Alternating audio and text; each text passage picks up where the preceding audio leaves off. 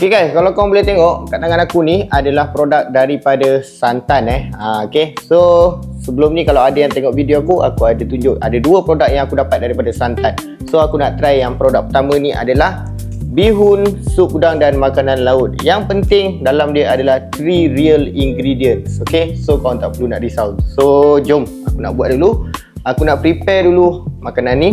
Dan untuk nak prepare dia sangat-sangat mudah. Aku tunjuk kat korang dulu apa yang ada dekat dalam. So ini antara benda yang ada dekat dalam packaging dia. Dia macam ni Jadi kita try buka, kita tengok apa dalam dia sebenarnya kan.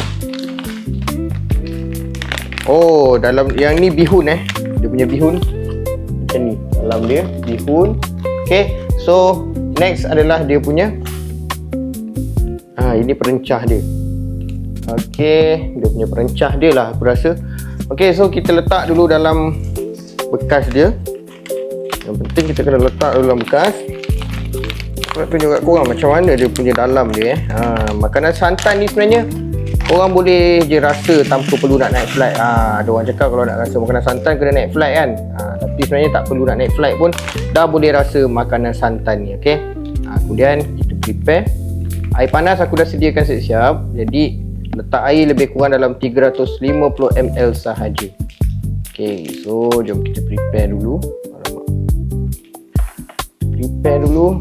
Kemudian dah settle ni, kita letaklah air panas kan. Air panas lebih kurang dalam 300 ke 300 ml, 300 ke 350. Okay, so bila dah siap aku tutup dulu. Aku rasa makanan ni dah sedia untuk dimakan.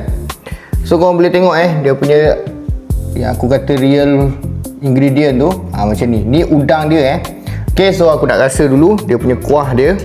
Bismillahirrahmanirrahim.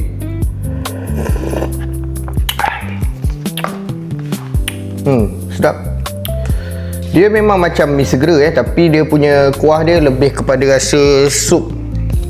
Lebih kepada rasa sup yang macam dimasak dekat atas api, tapi taklah macam seperfect yang masak atas api itulah. Okay.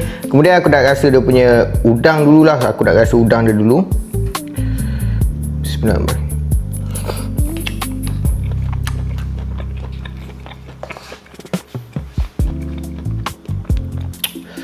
Okey, udang dia bagi aku, kalau korang pernah tengok ataupun mungkin memang korang akan rasa lah kan, udang masin tu yang kecil tu kan, udang kecil tu macam tu lah rasa dia. Tapi yang ni yang versi besar, tapi dia tak terlalu masin.